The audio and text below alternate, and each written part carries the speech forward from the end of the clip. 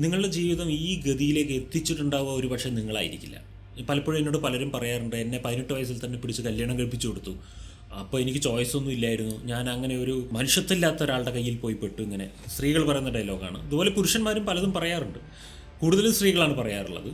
അപ്പോൾ ഞാൻ പറഞ്ഞു വരുന്ന പോയിന്റ്, നിങ്ങളുടെ ജീവിതം ഈ കോലത്തിലാക്കിയത് ഒരു പക്ഷേ നിങ്ങളുടെ കയ്യിലായിരിക്കില്ല കൺട്രോൾ. ഒരുപക്ഷെ നിങ്ങളുടെ മാതാപിതാക്കൾ തന്നെ ചെയ്ത വിവരമില്ലായ്മ കൊണ്ട് സംഭവിച്ചാവാം, നിങ്ങളുടെ പാർട്ട്ണറിൽ നിന്നുണ്ടായതാവാം, അല്ലെങ്കിൽ പലരും ഉണ്ടാവാം. നിങ്ങളുടെ ജീവിതവുമായി ബന്ധപ്പെട്ട പലരുമായിരിക്കും നിങ്ങളുടെ ജീവിതത്തെ ഇതുവരെ കൊണ്ടുപോയി ചെന്ന് എത്തിച്ചത്.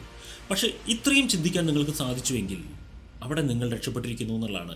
സാധാരണ ആളുകൾക്ക് ഇത്രയും പോലും ചിന്തിക്കാൻ പറ്റുന്നില്ല. ഇത്രയും ചിന്തിക്കാൻ നിങ്ങൾക്ക് പറ്റിയെങ്കിൽ ഇനി നിങ്ങൾ ചിന്തിക്കേണ്ടത് ഇവിടെ നിന്ന് അങ്ങോട്ടുള്ള ജീവിതം ഞാനാണ് തീരുമാനിക്കുക എന്നാണ്.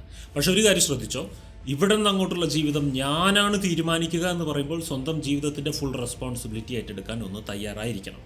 മറ്റൊന്ന്, നിങ്ങളെ ഇപ്പോൾ വളരെ കാര്യമായി കാണുന്ന പലരും നാളെ മുതൽ നിങ്ങളെ വെറുക്കാൻ തുടങ്ങും, നിങ്ങളെക്കുറിച്ച് കുറ്റം പറയാൻ തുടങ്ങും. അത് കേൾക്കാൻ തയ്യാറായിരിക്കണം. ലോകത്ത് 2 തരത്തിലേ ജീവിക്കാൻ പറ്റുള്ളൂ.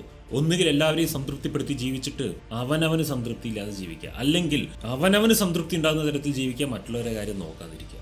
ഈ 2 ഓപ്ഷനേ ഉള്ളൂ. എല്ലാവരെയും തൃപ്തിപ്പെടുത്തി എന്നെയും തൃപ്തിപ്പെടുത്തി ജീവിക്കുവാനുള്ള ഒരു ഓപ്ഷൻ ലോകത്തിലില്ല.